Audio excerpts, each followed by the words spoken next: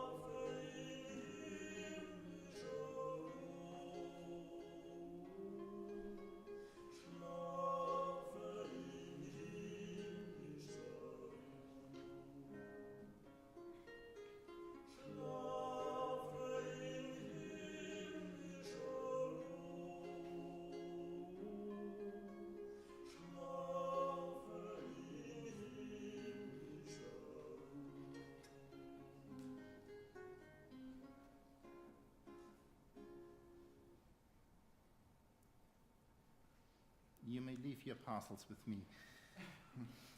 Silent Night, Holy Night, with a text of Joseph Moore and set to music by Franz Xaver Gruber.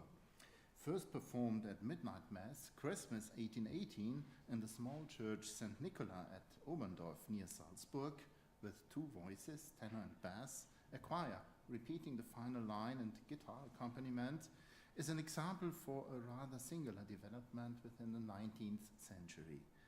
Notwithstanding the local origin of this carol and being unknown its composer, the carol spread widely across the globe. As a song once composed but subsequently used as folk tune, exposed to various Christian, social and political ways of understanding and interpretation, an exceptional history of reception emerged. There exists an overwhelming number of recordings and countless versions and arrangements in which the carol is sung around the globe, complemented by a comprehensive range of publications concerning the history of its origins, all of which convey the image of a mass-produced item, a product of marketing strategies, even touristic ones, and of a musical Christmas cliché. To deal with advantages and disadvantages with musical models of text and melody in their different appearances, an extensive discussion already held among music researchers for more than a century, will not be the focus of the present paper. Summarizing, Silent Night, due to recent scientific findings, can largely be considered as the creative merit of its authors, who combined a folkloristic idiom with traditional Christmas topoi. Thus, the carol can neither be described as a typical folk song nor as a stylized composed song. And exactly this ambiguity has opened an exceptionally broad reception for different social strata, nationalities, and Christian confessions.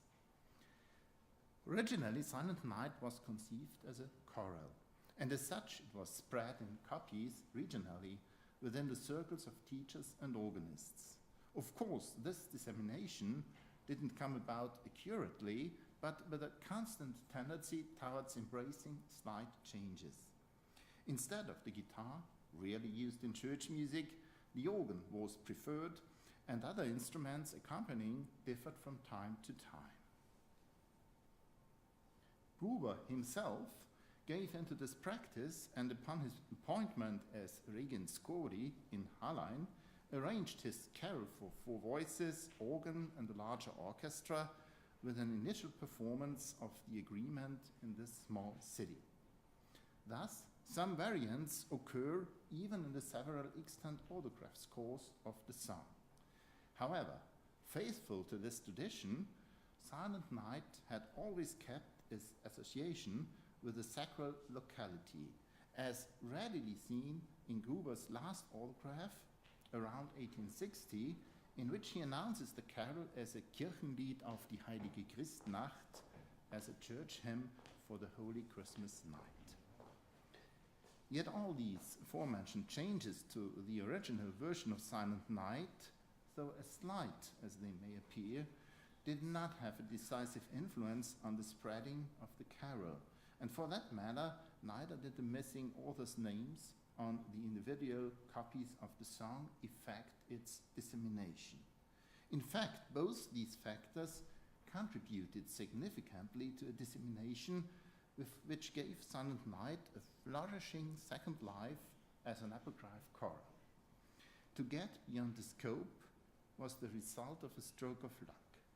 In all likelihood, Karl Mauracher, who had built a new organ in Oberndorf in 1825, brought the carol to the Ziller Valley in Tyrolia, where it soon entered the repertory of so-called Tiroler Sängergesellschaften, with members forming concerts devoted to the professional presentation of Alpine folk music that had toured through Germany, later also through large parts of Europe and even overseas. Within their presentations, Silent Night got transferred from a sacred realm into a traditional sphere, thereby forming an integral part of everyday Alpine life, and as such, embracing testimonials of brave people who had defended their country against Napoleon's troops so impressively, the Tyrolese. For example, members of the Strasser family, originally glove makers who presented their products at the Leipzig Fair, sang Silent Night as a Tyrolean folk song in a concert, perhaps as early as 1831, but certainly by 1832. And members of the Reiner family, already professionals, included Silent Night in their repertory when touring in England, Russia, and the United States. Without doubt, they performed Silent Night in front of Trinity Church, Wall Street, New York in 1839.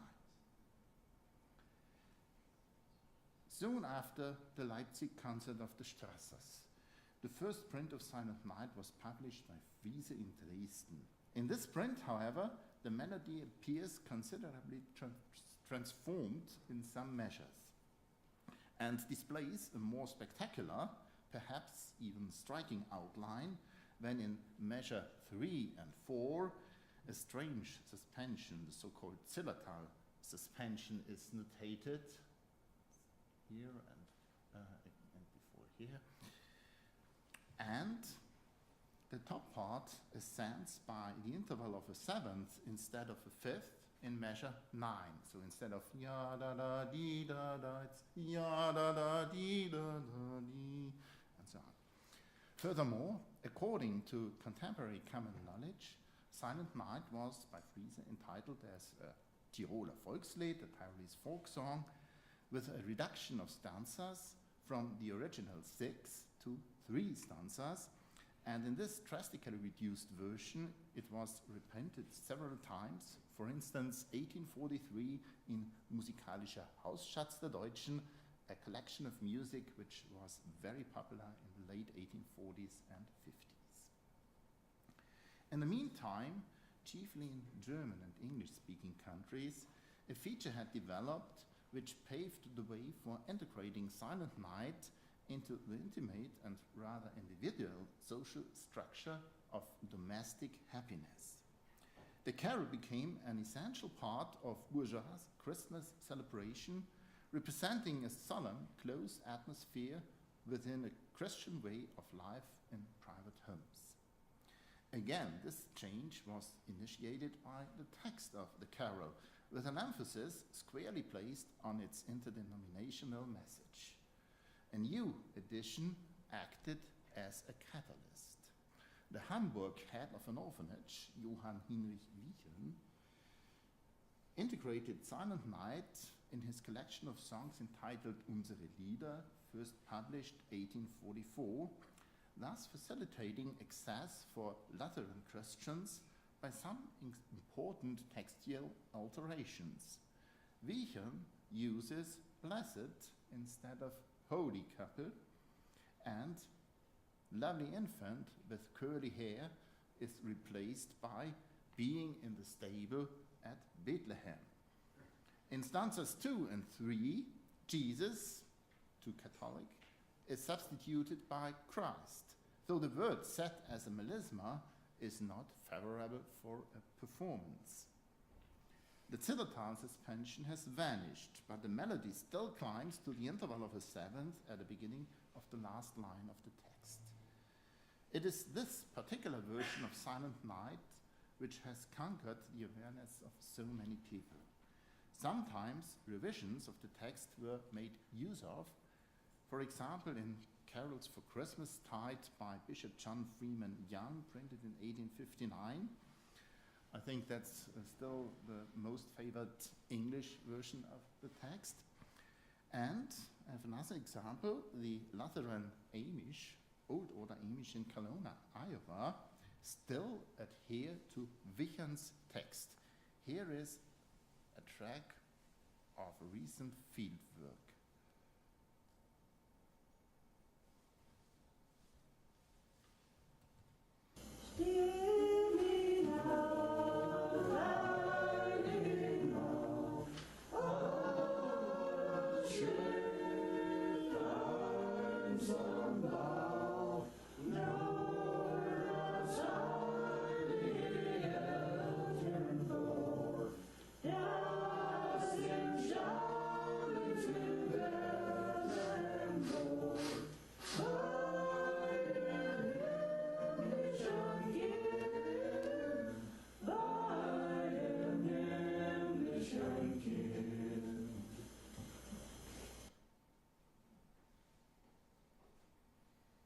By the turn of the century, around 1900, many people in numerous countries were already familiar with Silent Night.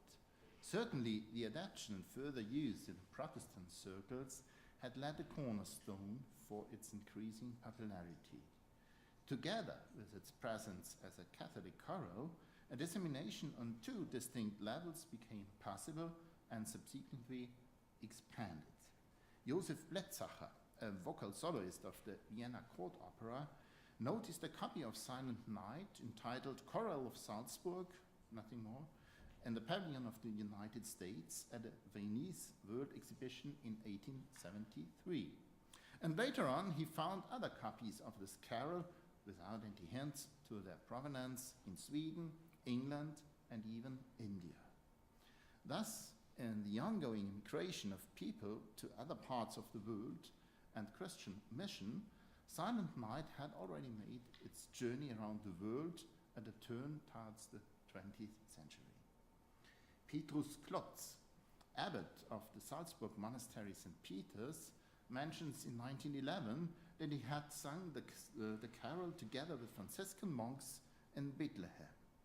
And records from World War I, including Susan's grandfather, report that At Christmas, a battle settled for a certain while, and the soldiers facing each other in trenches jointly intonated Silent Night. A promising idea came about. Silent Night as a carol sung all over the globe, available in all languages, contributing to the agreement between nations as a symbol of peace. Different keys do not matter, different words just as little. The common basis is no longer to be found in the text of Silent Night. The melody turns out to be the decisive factor, has gained control over the tradition, placed in a position of preeminence over the text. In the following two tendencies accompany the history of Silent Night up to the present. On the one hand, the formation of myth around the origins of the carol, which turned a damaged organ into a broken instrument and finally created the story of a hungry mouse having ruined the bellows. This idea, most probably invented by Hertha Pauli in her book A Song from Heaven in 1948, first published in Philadelphia, fostered approaches of popular literature as well as cinematic productions on the topic. Skillfully and thrillingly written short stories, such as Paul Gallico's Story of Silent Night, pandered to romantic imagination that certainly suits a Christmas carol. Thus, in the case of Silent Night, false images were established, provided a stamp of approval for the reception of Silent Night, and at the same time pushed the transnationalization of this carol ahead. Furthermore, an aura of inviolability accrued to the song. Significantly, in contrast to frequent parodies of other German carols, hardly any comic parodies of Silent Night exist. On the other hand, the outstanding popularity of this carol allured queer utilization, for instance, with social criticism from the interwar period and, due to time, from the time of World War II. We are left almost speechless by an oppressive sound recording, the hookup of the German Reichsrundfunk at Christmas 1942. At that time, advances of the Wehrmacht had been stopped and Stalingrad was already encircled. The shocking impression evoked when listening to this transmission today cannot be described with words. The hookup was an innovative technique at that time, extensively announced to demonstrate National Socialist capacity even in times of vanishing power. One by one, diverse operators near the front lines step in, to be brought together in the end, and now Silent Night is intonated as a beautiful old German Christmas song. Indeed, at this turning point in the war, a new profile of war strategy gained ground. The homeland had to be defended, and Silent Night could be identified with this effort. So we hear a little bit from this hookup, not the whole, because it would take us too long. Achtung an alle. Noch einmal sollen sich nun unter dem Eindruck dieser Stunden, die wir zusammen erlebten, alle Kameraden an den entferntesten Übertragungsstellen melden und Zeugnis ablegen durch ihren Ruf von dem umfassenden Erlebnis dieser unserer Ringsendung. Achtung, ich rufe noch einmal.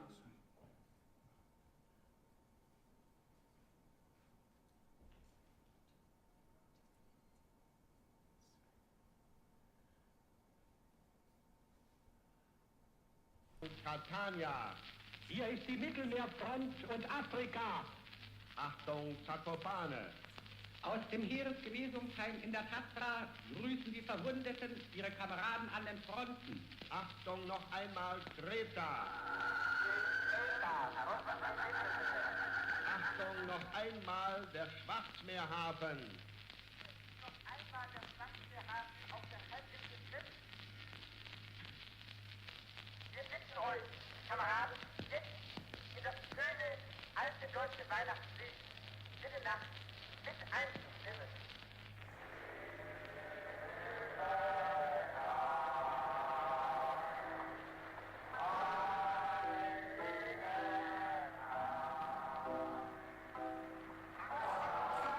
Diesem spontanen Wunsch unserer Kameraden fern drunten im Süden am Schwarzmeer schließen sich nun alle Stationen an.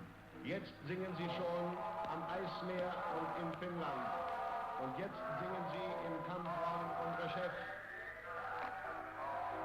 Und jetzt schalten wir dazu alle die anderen Stationen, Leningrad, Stalingrad. Und jetzt kommt dazu Frankreich, kommt dazu Catania und singt Afrika. Und nun singt alle mit. Singt alle mit uns gemeinsam in dieser Minute das alte Deutschland.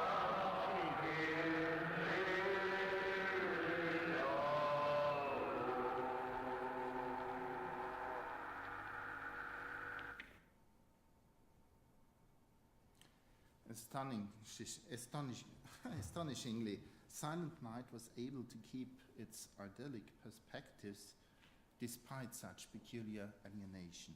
Beyond that, the carol seems to have increased in popularity. It was, and still is, representative of a truly international domain, not of a single nation, and that is why during and after World War II, Silent Night could also be used for peaceable, charitable purposes. The Austrian philosopher and US immigrant Leopold Kohr performed Silent Night with a group of Austrians on the terrace of the White House in Washington in 1941 so as to draw President Franklin D. Roosevelt's attention to the fate of his home country.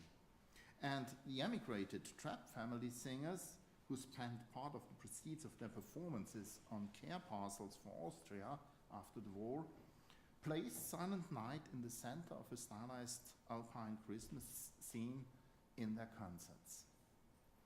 To quote the historian Ernst Hanisch, individuals as well as collectives always bear multiple identities which are constantly redefined, a process frequently causing conflicts. Silent Night in this view is neither a stereotype nor a standard of identity, but an associative symptom of Christmas. Stages of its reception mark a process of transnationalization in which changes of religious attitudes, or at least feelings, took place and take place today, always situated in contemporary life.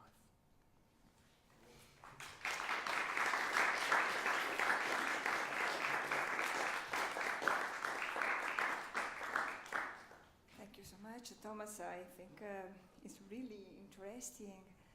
Sometimes we have the object under our eyes, and we don't ask anything about. And I think this, for me, it's a very good occasion to learn much more about this song.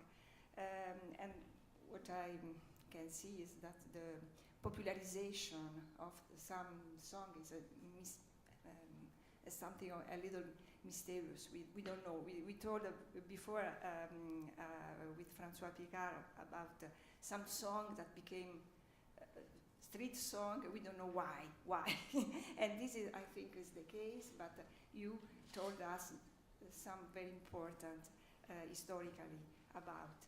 And we have time for some questions, of course, because Thomas is really perfect in. No, not at all, because this carol has a terrible history, I think, yes, but it survived all the steps of terrific happenings. Yes. And that's maybe the most astonishing in this very, I think, exceptional proceeding that happened with Silent Night. question? I was just wondering if you have any examples of silent night being used outside of Europe and the US in the same sort of context of promoting peace. Okay. I took the old order Amish example as a representative for the United States, and I did not want you to fed up you with stanzas and stanzas of Silent Night. It would have been very boring, I think. You can, of course, go to YouTube and you will find the tracks, the specific tracks you're looking for in this connections and contexts. What really is missing up to now is a study on silent night in the social networks of today's life. So I cannot hint on a study that can give you more information to the topic. No, I thought it was extremely interesting to point out that it both relates to domestic life and also world peace at the same time in terms of how it's been used historically. Some other question? No, because it's interesting that you, like a German speaker, leaves this story in a very, as you demonstrate, in very sad manner. But I stupefied because I didn't know about this kind of history, and I learned this song in Italian, is Astro del Ciel, Pargo Divino, and so, and very, very, very Catholic, Catholic song, and this other meaning, this other, how this popular song can become a symbol of other. Well, I talked with Susan when we had lunch today. There are more than 300 translations of Silent Night in different languages. But they are all religious, or also in the case that you show? They are more or less religious, some are very simple, but what is open still now is, are they really sung? Yes? And I doubt. I think much are constructed translations to have a song spread all over the world. And in this context, the efforts of the Silent Night Society really exists in Silent Night Society in Austria, yes. And the efforts to call up Silent Night as an immaterial cultural heritage of the world have, I think, to be seen in different lights. Yes. So if there are any other questions, we can pass to the other. Thank you very much, Thomas.